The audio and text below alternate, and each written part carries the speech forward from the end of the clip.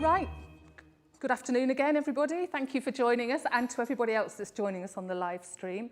We've just had a hello to the people that are in the centre, and just to explain that we have 3 sessions this afternoon and evening for you to look at. I'm Nova Robinson, one of the curriculum consultants, and I'm going to start off this evening. And then we're followed by Matthew Sayer, who's going to do an input at about 1:45, and then my colleague Andy Burt will do the final session. And those should be at those times, so 1:15, 1:45, and then 5:15 again. So it's lovely to have so many of you here when I know it's an incredibly busy time of year. So this is a little bit of calm, a little bit of downtime, a few mince pies if you're in the centre. So the first thing we're going to look at is enhancements. Just a reminder for anyone who is new to Early Excellence that we provide support in lots of different ways. We can come into schools, we work with schools doing consultancy at all different levels, a one-off visit, consultancy visits over a year. There's all sorts of resources on our website. On there's an Ideas and Inspirations tab, and there are lots of freebies under there. There are free training webinars, there are audit tools, there are plannings, there are podcasts, there are blogs, so all sorts of things that are really useful. So enhancements then, which I'm quite sure is something that you're thinking about, and I've put a few out at the front here. So enhancements are one way of kind of extending children's learning, their thinking, their creativity. Often based on what we see their particular interests are, and sometimes coming back to the things that we want to teach. And it's really important that these enhancements are the extras, are the additional things, that we're not removing the continuous provision and putting something else in its place. Enhancements, all sorts of different things. Objects, resources we often think of in the first instance, books, images, photographs, but also going to different places, having people come in, meeting people, all of those things that are beyond your continuous day-to-day practice are enhancements. So we're going to look at a few of those. I hear this phrase quite often, and I remember this phrase being uttered quite often at this time of year, but not only. You know, this waiting for, it's chaos, there's all sorts going on. There are rehearsals and nativities, this, that, and the other. Everybody's got to make a card and do this, calendars, and it just feels sometimes, not only at this time of year, but maybe in particular, that actually we just want to get back to normal. And if we feel that, how might our children feel? Some of those children more than others in particular. Hello. It's fine, come in. So what is our normal? And if we go back to those core principles, when we think about the environment that we create for our children, it's that continuity, the continuous provision, the fact that those children come in day after day after day after day, we're there. Their environment works for them. They understand how it works. It's familiar, it's secure, it's the same. And if we're not careful, we kind of forget that at this time of the year, and maybe others. And some of that sameness, that normal, just gets disappeared. And it's too much in our desire to create this amazing experience for our children. Whether it's Christmas, whether it's winter, whether it's, all of those different things. And it comes from this place where we want the best for them. We want them to walk in and get this, wow, it's amazing, this look at my classroom, it's suddenly turned into winter wonderland. There are lights flashing everywhere, there's snow underfoot, and I can't actually find any of the things that yesterday I knew where they were. So actually, I don't really know what to do in this place. I don't really know where those things were that I used yesterday, but I might just go and run around a bit in the Santa's Grotto. And I know Matthew's got a big film reference in his presentation, but not quite such a cult movie. But looking at Deck the Halls and thinking about how much we get overwhelmed with this desire to create this in our classroom. The lights, the colours, the wow, the excitement. And just thinking about, do we overdo it? What do we need? What's appropriate? What's purposeful? And what actually isn't going to send our children into this kind of tizzy of, I don't really know what I'm doing in here. And then we get carried away You know, this idea, right, I need baubles everywhere. I'll stick them in the sand, I'll put them in there, I'll bury these things. And we feel like Christmas, and this is the same for other enhancements throughout the year, just has to be everywhere. I have to change everything. It's Christmas, it's, you know, whatever, Easter, whatever the season is, whatever the enhancement is. Suddenly we're filled with this urge to sit there on a Sunday afternoon and list all our areas and plan enhancements for every single part of the classroom. And we need to come back to small changes that actually make a massive difference to our children, but don't overwhelm us or them. So we start with the big one quite often, our domestic role play area that in early years we know is absolutely crucial, absolutely fundamental, the heart of much of what you do. And something that children come back to, they understand it, they know how to behave in that place, it's completely familiar. And what do we do sometimes? Get rid of that and we put in Santa's grotto or the Arctic with some fluffy polar bears or something.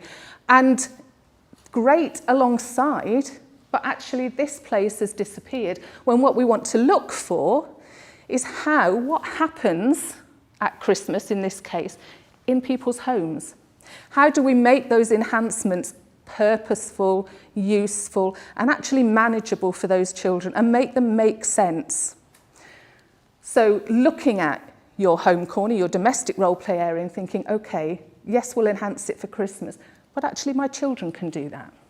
Let's do that together. Let's get the box from the equivalent of the attic and let's decorate home and talk about all the things that we do.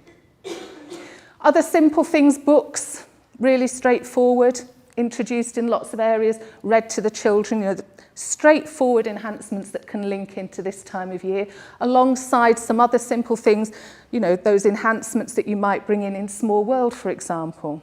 So a particular book that you're focusing on, think about how you might really build on children's understanding and play alongside that book. Small World. Again, not removing what's already in there, not taking out the farm animals and the other wild animals, but bringing in the other things that might relate to things that you're talking about in the classroom over this period. Remembering that they need some knowledge, they need some background, they need some modelling, some introducing to be able to use resources like this effectively. Remember their own interests, the things that they play, the things that they see, and think about where this might work in different places. But remembering again that it needs introducing, that it needs adults in there modelling the kinds of things that these characters might say or that they might do.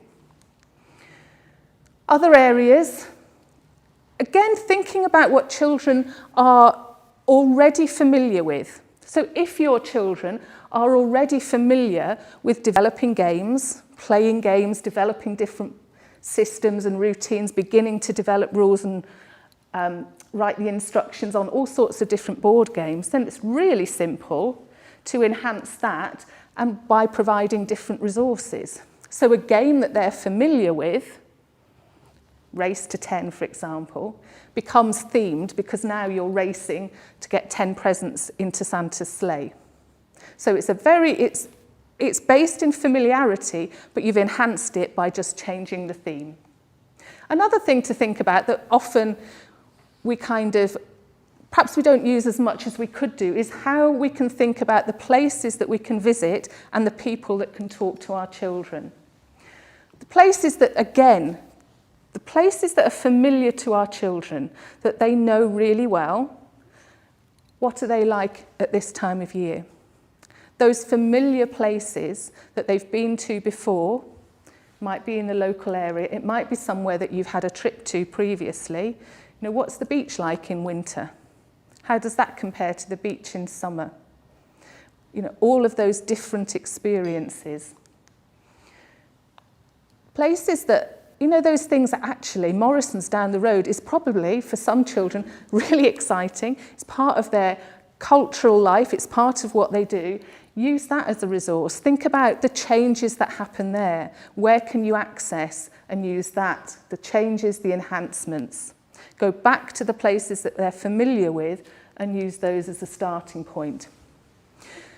Visitors, we think about, I don't know, a space in the classroom for children to wrap presents, or the idea of Santa's grotto, all those kinds of things maybe. But then come back to the reality of this. Who do children see delivering things on a daily basis? The people that are part of their community. You know, the parcels that come to the school, that come to their homes, that they see being delivered all over the place. That's what children are familiar with, so use those people, the experts that we have in our community. Another example, it's about finding out who there is in your school community who could be an expert. This expert was one of the parents who, in her spare time, made costumes for street theatre, including the street theatre that went on in the local area over the Christmas period. So bringing her in, developing her expertise. Another link, I can remember this was Key Stage 1 children, we had some older members of the school community and some locally, some grandparents and some people from the home that was close by to school. And they came in to talk about Christmas in the past.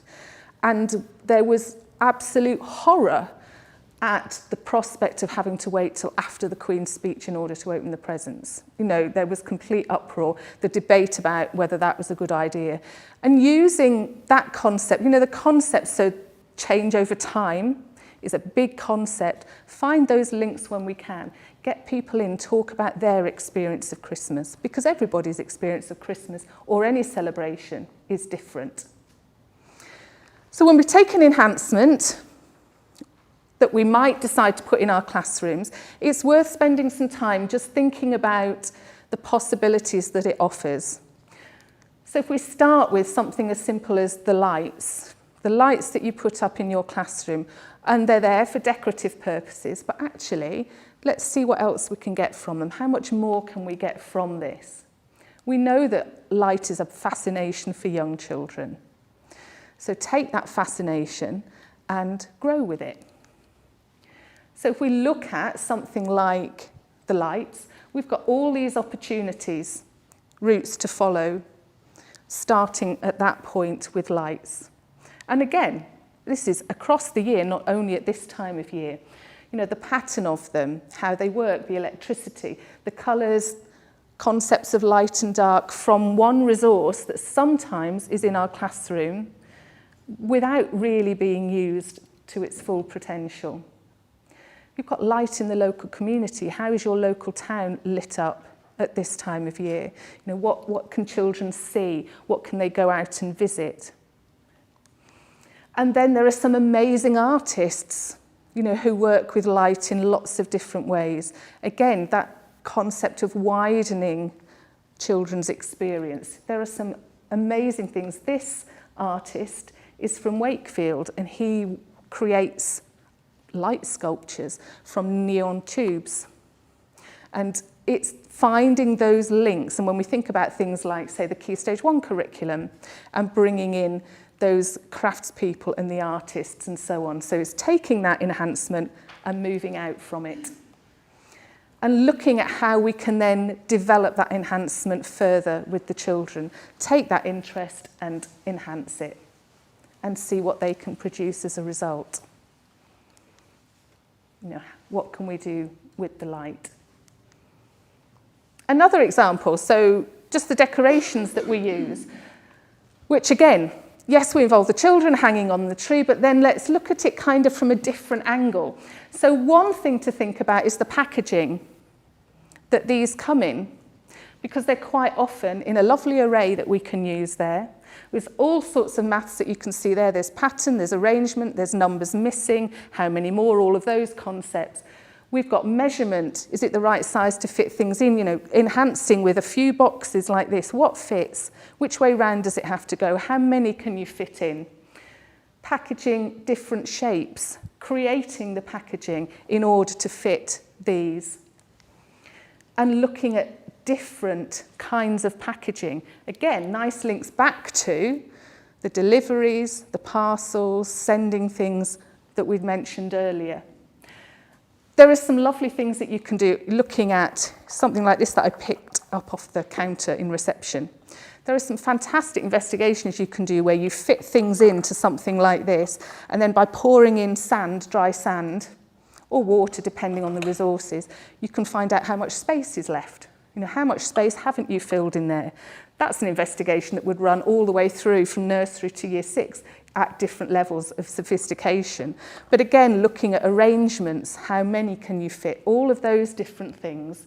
And children will find this fascinating. This is it's little mini Kit Kats. And those boxes, you know, the boxes that we keep because we're teachers, we're practitioners. So after Christmas, somebody's given us something in a really good box. We keep that box, don't we? So it's using all, especially the star-shaped ones and the ones from Lush. It's all of those and seeing those. And of course, not forgetting just the complete joy of a box. You know, and that box, never mind what's in it, let's use that box because that's often the best enhancement of all. Thinking then about outdoors very quickly and seeing, not just thinking about the resources that you've got out there and whether they need enhancing, but seeing the season, the weather as an enhancement in itself. What can you do with the rain, the snow, the ice? And that provides us an enhancement because it's changed the space. It's changed the place that children know and understand. You know, and thinking about the experiences that you can get just from those simple changes, which is often something that we don't have to provide anything for. You know, the fact that it's snowed or it's icy or it's very wet is a resource in itself. What experiences can we have with that? Again, only in this case, if you're prepared for the outdoors, you know, if you've got everything ready for it, including for the staff, and then how resources behave differently in different circumstances, in different conditions. For sometimes you might want to think about creating enhancements, so rainy day enhancements. Have you got those things? Have you got, you know, when you can cover umbrellas with foil, can't you, so you can hear the sound as it rains with the children underneath? All sorts of things to splash with, things to scoop the water, things to mark make in the water. Same with windy days. Have you got things to run around with in the wind and so on? Things that spin, windmills. So out of all of that, that's what we're looking for. Yes, enhance. Find the magic of the season, the magic of the time, the magic that really is there all the time if we're able to see it. And thinking about what's going to work for our children, what's not going to overwhelm them, because often too much change, for some children in particular, is too overwhelming. And that's when we get that, oh, I just want it to be back to normal, because the children are just a bit too, you know, they're a bit all over the place and they've lost that security and that knowing what's going to happen in their day. So that's what I wanted you to think about today. Just thinking those simple things, and that's the end of my session. That's me. If you want to keep in touch, do get in touch anytime. And just a reminder that this has been put in at the end, that the amazing Julie Fisher is back with us in January. If anybody is interested in that, you can find that via our website, and she's definitely worth listening to at any point. So thank you very much. There's going to be a short break now, which Simon will count us down for, I have no doubt. And at 4:45, it will be the next session with Matthew. Okay, thank you.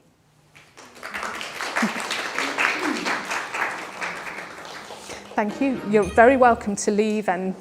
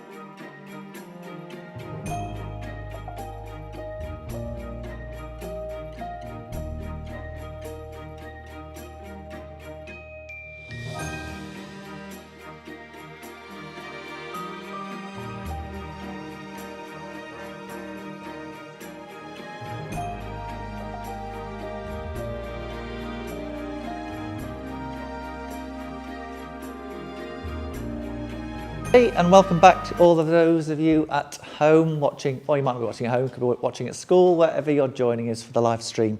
Welcome back. I'm Matthew. I'm going to take you through the second session. And I don't know if you looked at all the marketing that went out. This second session is called What a Performance. And I'm just going to say a few things about performances at this time of year, nativities, whatever you might be doing. Just to plant some seeds, really. It might not be anything, you're probably well on the way with planning, well, you've probably planned it, to be fair, and you're well on the way of practicing, rehearsing, full steam ahead with your nativities or whatever you might be doing at this time of year, festivals of light. And so I'm just going to plant a few seeds about maybe for next year to think about your performances. With so that my take on it really, or our take, is that is there a way that we can give the children back a little bit of control over their performances that we expect them to do at this time of year? So give them a little bit more agency over what they're doing. You might think possibly not. I can see somebody laughing there already. But trust me, I think there could be. And you can kind of dip your toe into it. You don't have to go the whole hog. It's entirely up to you. And I speak from experience, so it's something that I did do, and it did work. So bear with me. If you also looked at the marketing materials, you'll also see that within the blurb there was a little bit about what can the film School of Rock teach us about putting on a performance with children. And so again, bear with me, and I'm going to show you a clip in a moment. But the bit that School of Rock can help us with is he calls what they do a project. They're doing a project that they call Rock Band. And what the children in School of Rock have is some agency over what they're doing. So not everybody is kind of on the stage, there's a band, and then everybody else is assigned roles, which you'll see in a moment, which kind of is tailored to the particular thing that they might be more interested in. So if you're not a singer or a performer, then there might be another element of the being in the band that will suit your particular skill set. I just thought maybe there's something that we can take from that when we think about performances with our young children. So that's just setting the scene. So I'll just show you a small clip from School of Rock, and if nothing else from tonight, film recommendation. If you've never seen it, it's a cracking film. If you have seen it, but you haven't seen it for a while, watch it again. It's really funny. So yeah, I'm just showing you a clip of when. So they've decided that they're going to do a school project. It's called Rock Band, and the roles are being assigned. So yes, enjoy.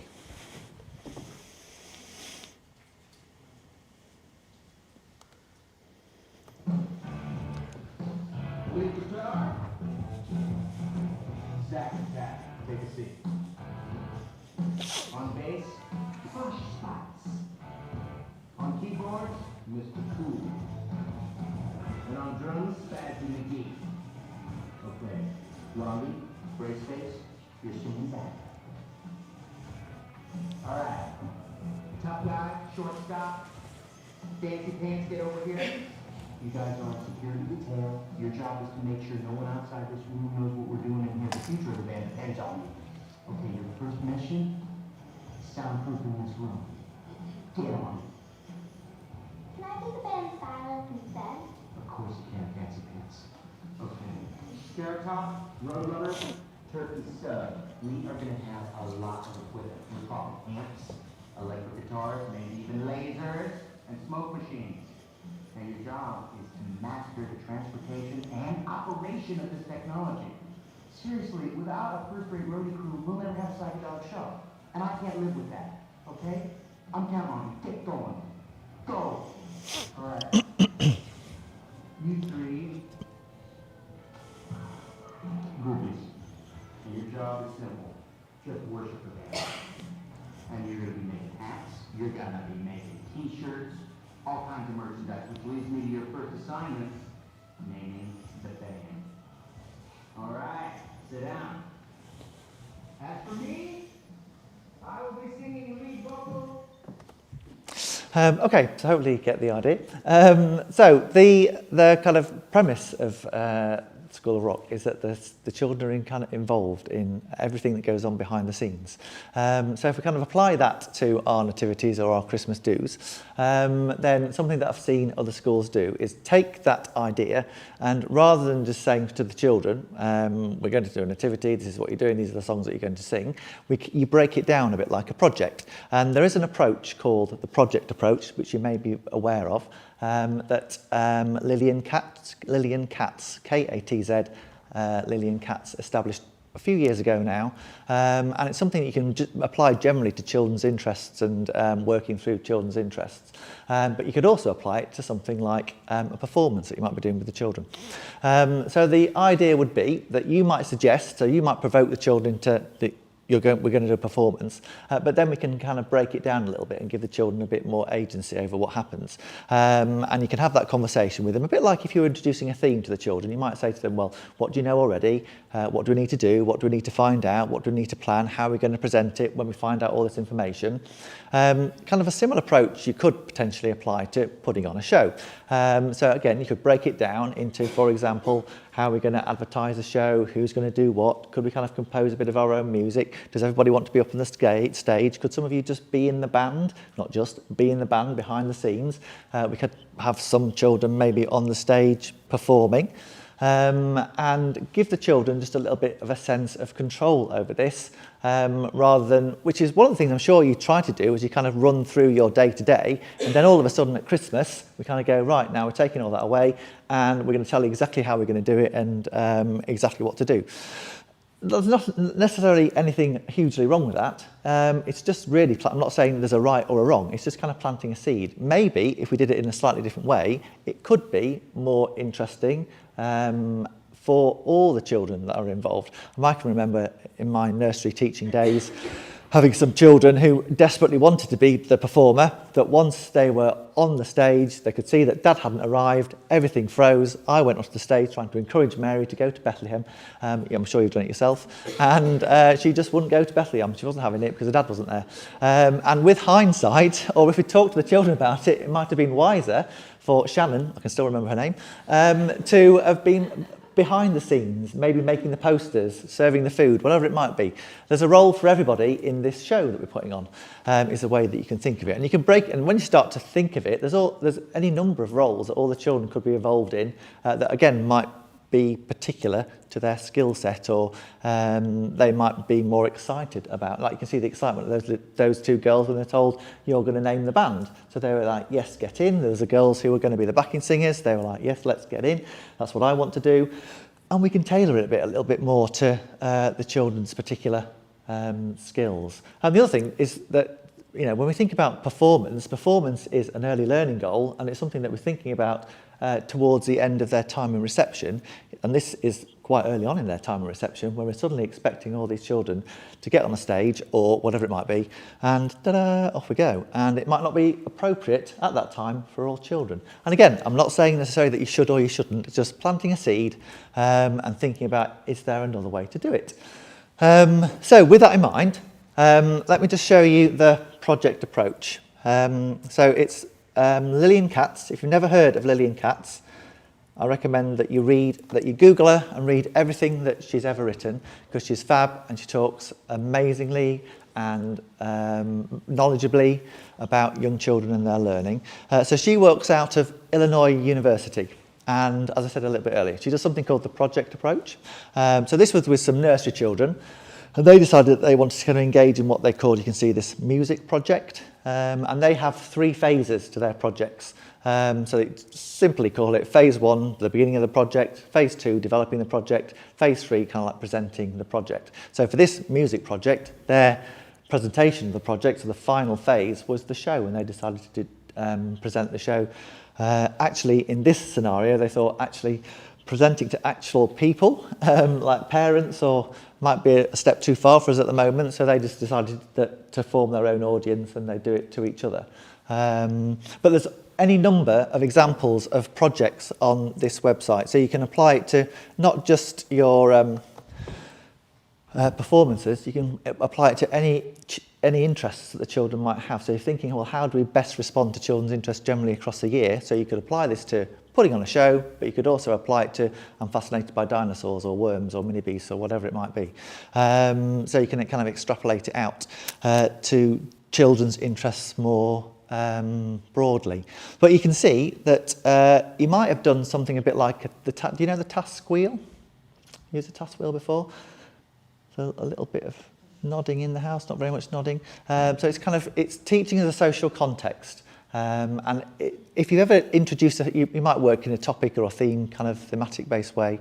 And it's a good way of getting the children, again, involved in the theme. So it leads through that process that I talked about a little earlier. What do you know already? What do you want to find out? How are we going to find it out? So it's taking the children around that at a wheel, and it ends up with, let's present this information that we found, and then you reflect and review and evaluate and think, could we have done anything differently, and apply that to the project that we might do next time. So the theory is that we give a little bit of agency back to the children. We're not just telling them this is what it's going to be, this is what's going to happen. All that we're saying to the children really is we're going to put on a show, and then could we then maybe divide up the roles, and not everybody. I know it might be something you're thinking, that's all well and good, but the parents expect them all to be on the stage. So that's something that you're going to have I can remember when we did it at the school that I was at, we had a conversation with the head teacher, they kind of sold it to the parents, they were quite happy with that. And from my perspective, it felt a lot more relaxing than normal. You might be thinking, this sounds like a lot of hard work, but everybody was so engaged in it because they were doing all those bits that they wanted to do, and they had a lot more control over them. It felt like they were involved in every step of the project, and every step of the way they were involved, right on up to the performance, which is the final bit of the performance. So yeah, it's kind of just planting a seed really, just kind of to think about, is it something that we could, obviously not this year, but maybe next year, just kind of think about, could we run our show a bit more like a project? Could it be a bit more like School of Rock? I mean, that's a good rule of life, really. I think just be a bit more like School of Rock wouldn't be a bad thing to take away. But it might be something just to have a think about for next year, talk to colleagues about. You're certainly going to have to talk to head teacher and parents, because it's a different approach. But if we're kind of thinking about we're here for the children and what kind of works for the children, I would argue that potentially the children would get a lot more out of this kind of approach than your standard, this is a nativity, these are the songs that we're doing, learn them, perform it, job done. So yeah, just to plant a seed really and have a think about. So while we're kind of thinking about performance, I also just wanted to kind of mention, as I'm sure you're aware, within the new early learning goals, one of the elements of one of the early learning goals is performance. So it's just kind of worth thinking about, how do we support the children to develop that skill, that kind of capability over the course of the year. So what are we offering the children day in, day out to enable them to develop the confidence to perform? Because in the first instance, it's almost like we kind of do it all, do it a little bit back to front. We've got them from September into Christmas, and at Christmas suddenly it's like, well, you perform in front of all these adults. Whereas ideally you'd kind of build that up almost towards the summer and then you'd perform. And I'm not suggesting that we don't do anything at Christmas, but it's just worth kind of thinking about. But also just kind of thinking about, how do we support the children to develop the confidence to perform if they're not that confident? So in the first instance, it's just giving them places to perform. Just perform, not to somebody, just perform. So do we have like areas outdoors, indoors, where the children could perform? I'll show you just a really nice example of a stage just being left up. You have those kind of stage blocks, don't you, often in halls, when the whole stage goes out for Christmas, and then for the year 6 end of year do, and for the rest of the time they're kind of hidden away. But maybe we could take a couple of those stage blocks and use them as a bit more of a permanent feature somewhere in our classroom space. And you're probably thinking, have you seen my classroom space? But I'm not saying you should or you can. I'm just saying, could we think about it? Is there somewhere that we could do that? Or do it outside. One of the things, I used to be an advisor for Kent, and one of the things that we used to talk about all the time is stages outdoors. And they've kind of come and they've gone, and they've come and they've gone. But certainly with performance and that its profile being raised in the new early learning goals, maybe it's something we need to kind of get back to. And even if you haven't got a permanent stage, just a set of crates or a place that you can chalk out for the children. It doesn't have to be a raised stage necessarily.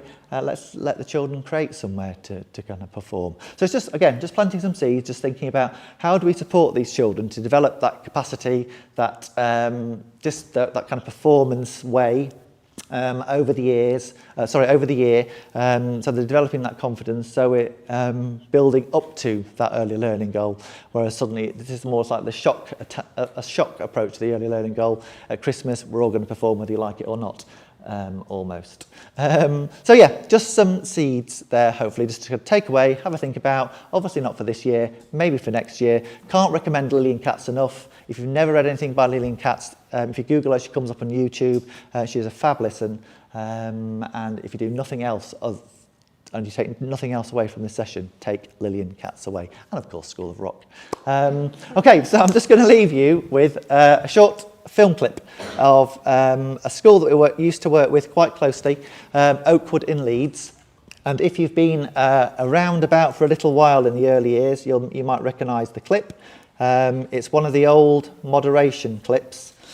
And it's a little girl called Paige having a creative day, doing a little bit of performing. And you can see, hopefully here, taking a few of the stage blocks that only ever kind of show their face at Christmas, or for the Year 6 summer performance, and they found a place in there. And I've been to the school, it's not huge, so they just found a place somewhere in one of their classrooms to set that up and let the children just almost kind of perform to themselves and develop that confidence over time. So it's just a minute of a little girl practicing some of her own ballerina type performance skills, and I'll leave you with this.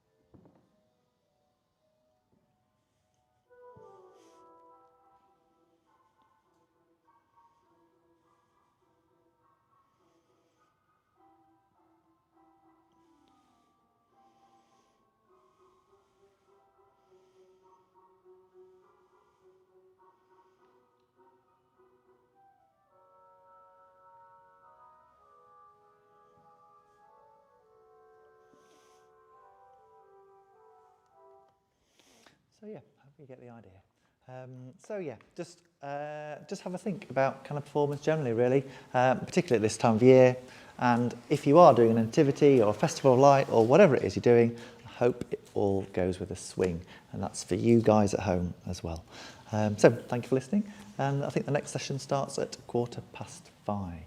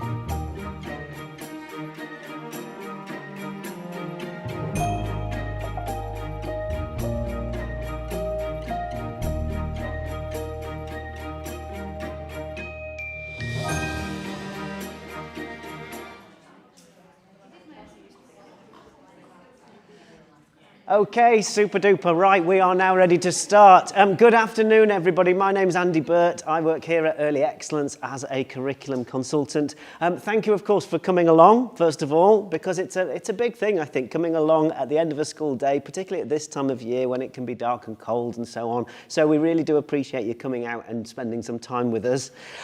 We've, of course, had the other two sessions before this one. Lots of discussion. I've heard lots of discussion up and down the corridor around some of the things that you've heard. So I hope you found it really interesting and really useful. As part of this session, what we're going to be talking about is creativity, really, in terms of Christmas.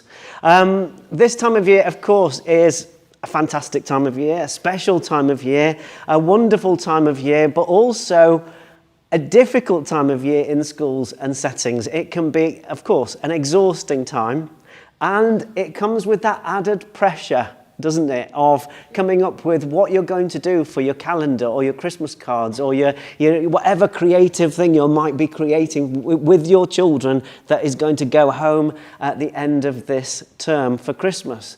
And there's a fair bit of pressure there, and it leads quite often, in my experience, it leads to us kind of searching for ideas.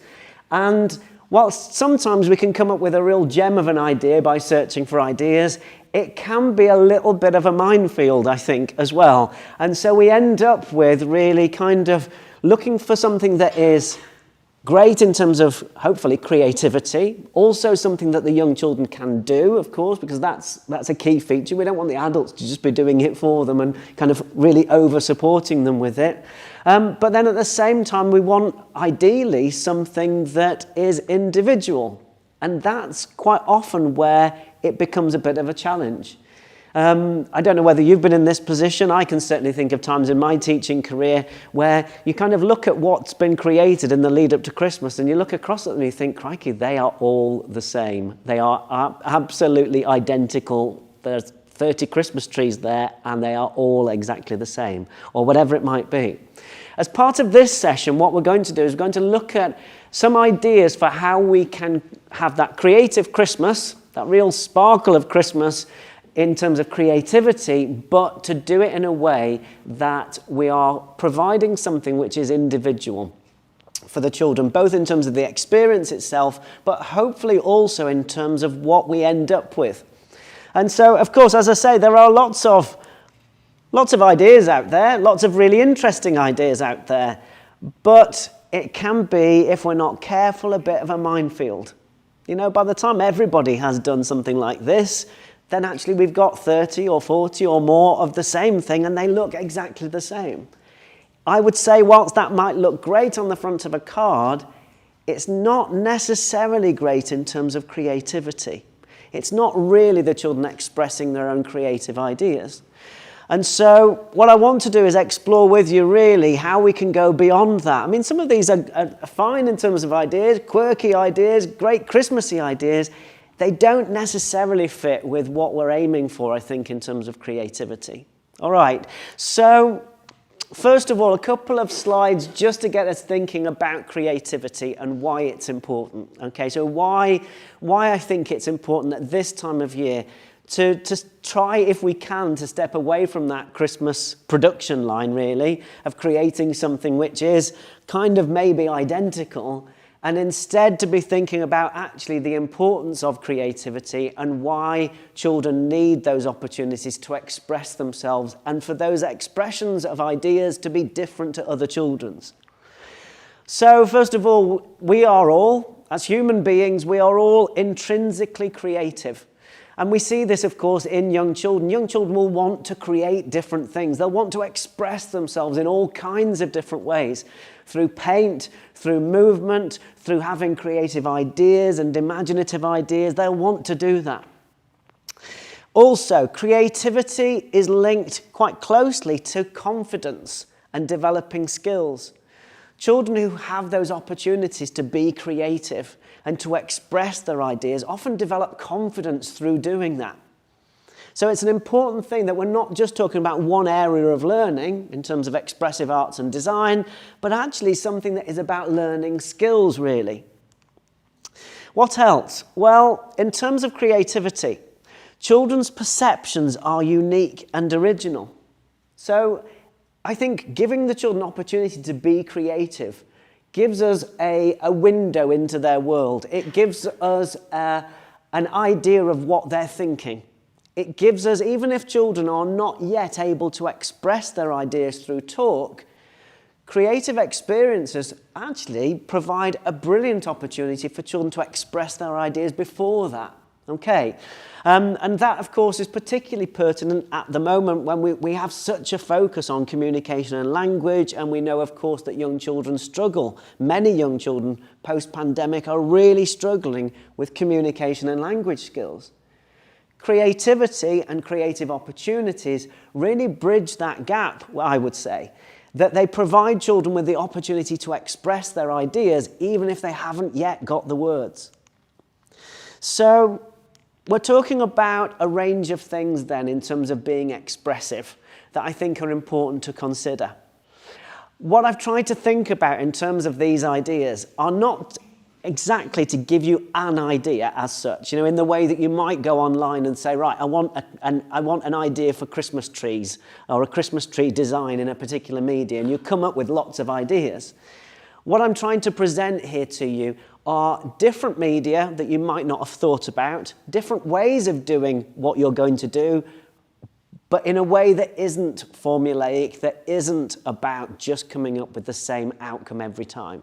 Okay, so the first thing I thought about was that the artwork that you send home with your children, first of all, it doesn't need to be permanent.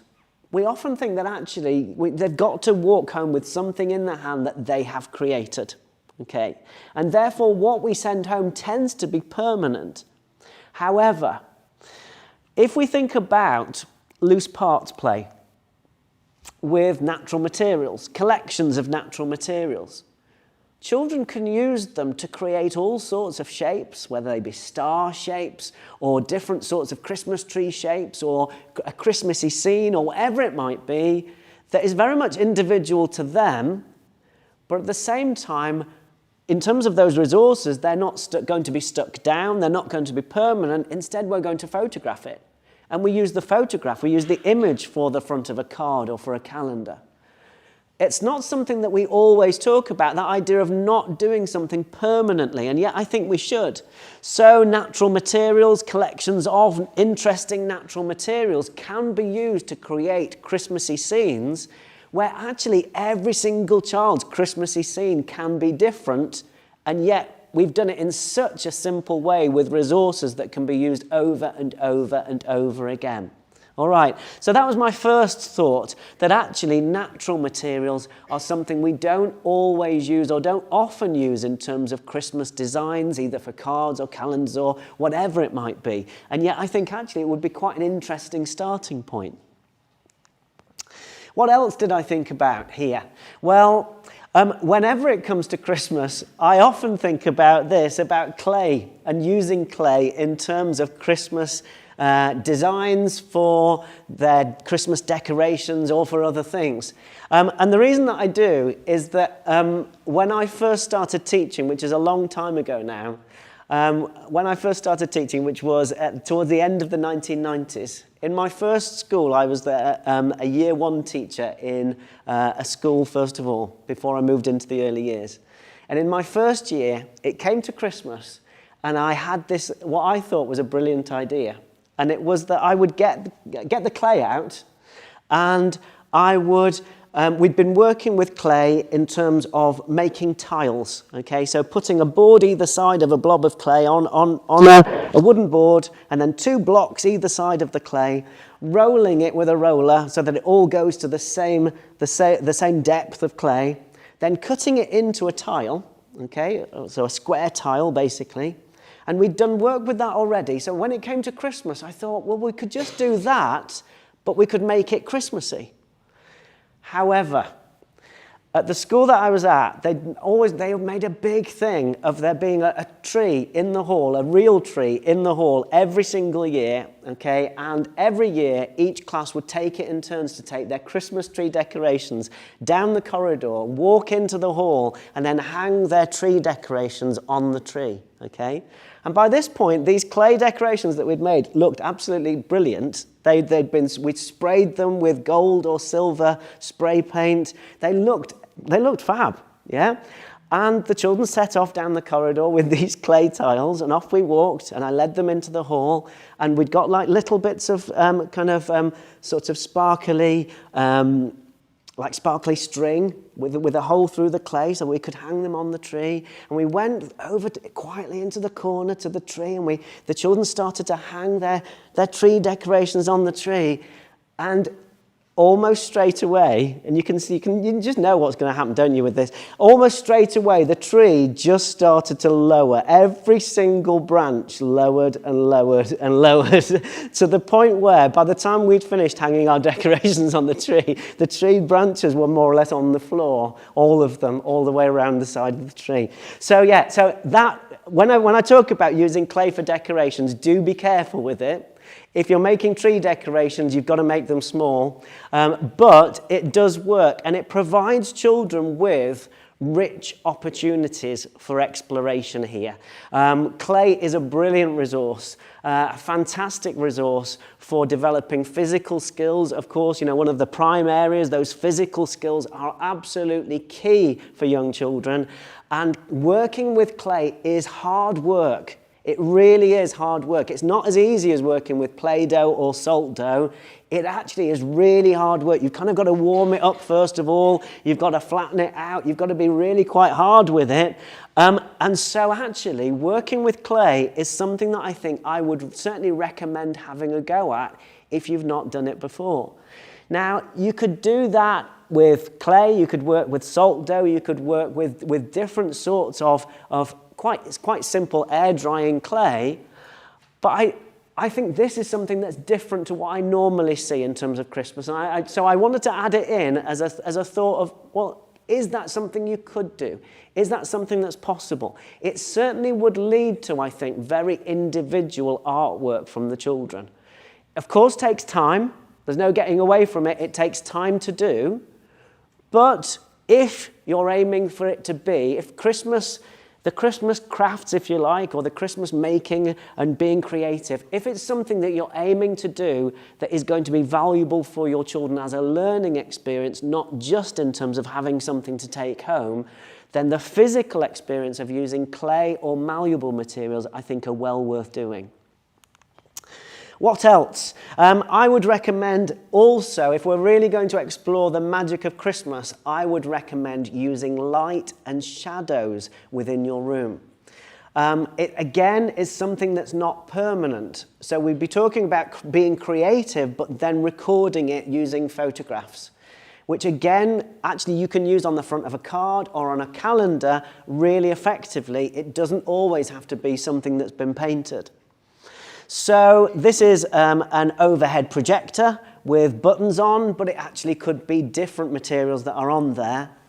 So you could add in Christmassy materials, you could add in all sorts of natural materials, but the projection you get from it is really quite striking, meaning that actually you can then photograph that, children can come to it and express their ideas in different ways, and you can then share that in a different way to it being a permanent piece of artwork.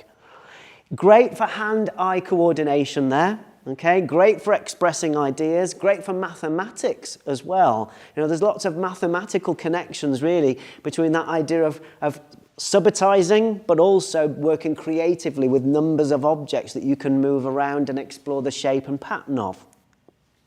Okay, so that's another quite interesting idea there. So reflective materials on a light panel, also frames on a light panel with other materials added in and then photographed, again works really well in terms of for a card or for a calendar design and so on. In terms of other ideas, this is something that, I don't see very much of, but something that I used to rely on a lot in my teaching career, and that is marbling. Has anybody ever heard of marbling? Yeah, oh, lots of nods from that corner over there. You're like my crew over there, the marbling crew. Fantastic. Yeah, marbling is something that I don't hear about very much at all. So let me explain what it is. It's a really simple way of working that I think is incredibly effective. Okay, basically, marbling inks are oil-based inks. That what you do is you drop them in a kind of a pipette. So you have little droplets of this oil-based ink that you drop onto the surface of a tray of water. Okay, so if you imagine like a draw unit tray with water in it, and then you just drop this sort of coloured ink into it. It, of course, because it's oil-based, settles on the surface. Okay, and so the children can do that. They can drop the oil-based ink onto the surface, and then if they use something like a paintbrush or even just a stick or something like that, they can swirl that pattern, and it makes these incredible creative patterns, these wonderful patterns that you can use that you can kind of think about the colours, so you can explore kind of quite Christmassy colours, or you can use it to make wrapping paper, which is quite an interesting thing to do, or you can add it for calendars too. I'll show you what it looks like. So that's a tray of water, and then the marbling inks added onto the top, and then this little boy here has used like a comb here to spread out the colours. Now what I like about this is that it's something that can be successful for absolutely everybody. You know, whichever child is going to come to this, actually they can create a stunning piece of artwork out of something that is really, really simple. So marbling inks, they are available online. You can easily get them online. They're not very expensive, really simple, very easy to do, and what you get from it will be lots and lots of individual pieces of artwork that are really stunning and striking. So there you have what you do next is you've got your inks on the top of the surface there. You then very carefully place your paper onto the marbling inks, and then you carefully lift from the corners, you lift the piece of paper up, and of course you then have the ink staying on your paper surface. Okay. Now, that I really like that. I think it's really simple. It's very quick also. It doesn't take a lot of organising. It's not something that is going to take ages to put together. And once it's dry, you've got a piece of artwork that you can use for all kinds of purposes. Another slant on that is that what you can also do is you can draw on the paper before you do the marbling, which again works really well. So you can get the blank sheet of paper. I can remember doing this. We looked carefully at trees. So we did observational drawing of trees, okay, in winter. So what we wanted to do was to get children away from drawing a tree with basically a stick and then a lollipop at the top, yeah, as children will often do. And instead to look really closely at trees and to look at the structure of trees and how the trunk got built up in the middle and then went off into all of these different sections and branches and then eventually into twigs at the end of the branches. And we wanted to look closely at all of that. And so what we did was we did quite a lot of observational drawing, and we got the children to draw, using a whole sheet of paper like this, to draw with an oil pastel, a black oil pastel, the tree shape, okay, starting from that wide trunk and then out into the really small, thin branches going out. And then we had that, and then after that, we then added that into the marbling inks. Now, the colours that we used were really toned down, almost like a wintry sky, and it led to these great pictures that were the children's drawings with a wintry sky around it. Really, really simple stuff, and yet incredibly effective. Okay, so again, quite an interesting thing to consider there. Marbling inks, if you've not done it before, well worth a go. And then I mentioned this just before, observational drawing. Again, observational drawing is something that I think is a really interesting and useful routine to get into, not just at Christmas. Okay, it's not It's like the dogs, not just for Christmas, but for life. Observational drawing, not just for Christmas, but for your whole practice, really. So right the way through the year, if you can do observational drawing as a routine, it is great for lots of talk, lots of conversation, talking about what you can see, okay, whatever that object might be that you're drawing. It's great for that. It's great for talk, great for understanding the world, because of course we can talk about actually what is this object that we've got here? What are we looking closely at? Is it this natural object? Is it something that is a kind of a technical object? Is it a part of a machinery? What is it? So we can talk about what these mystery objects might be. And of course, at Christmas time, there are lots of interesting things that we can use for observational drawing. So collections of baubles like this are really interesting. The children will find them really interesting to look closely at the shape of these different baubles, of different tree decorations, to look at the indents and the colours within each of these baubles over at this side, to talk about the similarities and the differences between each of these different shapes, the different colours, the different patterns, to think about drawing perhaps all of those or some of those. You might look at one really closely and draw it in quite a large shape on one big page. You might combine the two ideas that I've just shared with you, observational drawing and marbling ink. I could imagine that actually drawing that with oil pastel and then adding your marbling ink actually would create striking pieces of work there. Okay. Great again also for conversation, discussion, for language, and also fantastic for mathematics. You know, when we're looking at the shape, the size, the patterns, we're looking at the number of these different decorations as well. There are mathematically rich conversations to be had here, I think. Okay, so observational drawing. And then my final idea is printing. Printing is brilliant with young children and really, really simple. And traditionally, it's something that I think actually has been very much a part of practice in the early years. You know, it used to be that kind of ongoing joke that kind of in the early years we did potato printing and that kind of thing. There are loads of things you can do with printing, and it, again, I think works really well because it's, again, one of those things that regardless of pencil control, regardless of what the child is able to do physically, every single child can be successful with something like printing.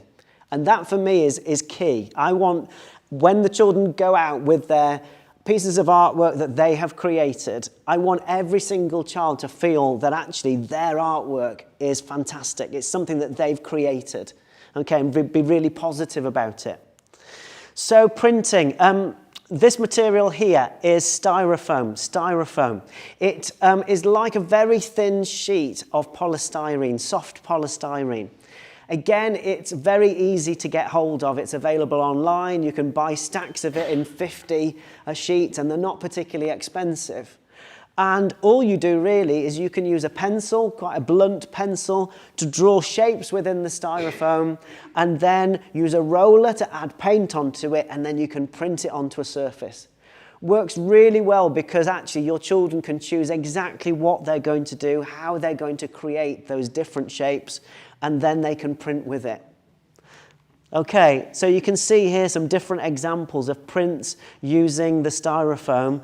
This one has been cut out. So this is a child who's created a Christmas tree by making a shape that's a bit like a Christmas tree, then drawing on some decorations and branches, adding on a star, so cutting out a star, and here's the print from it.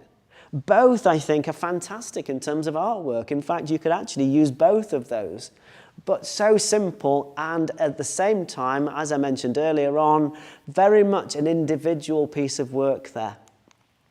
Okay, so we are just about at the end of the session. I hope you found that useful. I hope it's given you lots to think about. As I said to you before, these are not specific ideas that I think you can just kind of say, right, we're doing that, and that's one idea. They're partially formed ideas, really, of things, suggestions that I think might just start you off with something that I think you could probably run with. whether that be natural materials, whether that be using light and shadows and photographing it, whether that be using clay, but as I say, be careful with clay, or whether that be about printing, or maybe you fancy having a go at using marbling inks if you've not done that before. Whichever you go with, do have some fun with it. And if you do have a go at it, and you do have a go at some of those ideas that I've shared with you as part of this session, it would be great to hear from you. So if you have a go at marbling inks because you've not done it before, if you have a go at making clay decorations or whatever it might be, and you think, right, that came out of that session that we came along to at Early Excellence, then do get in touch with us and let us know. We want to see photographs, proof of your Christmas decorations that are your creative decorations. So you can get in touch with us. If you've got any questions or queries, my email address is just at the top there. It's andy@earlyexcellence.com. Or if you want to really share your Christmas creative things, then get in touch on social media, either with me, I'm on Twitter @AndyBurtEEX, or you can get in touch with us at Early Excellence on pretty much all of the platforms that are out there, really. But yeah, it would be great to hear from you. We can kind of flood the internet with all sorts of properly creative Christmas decorations. All right.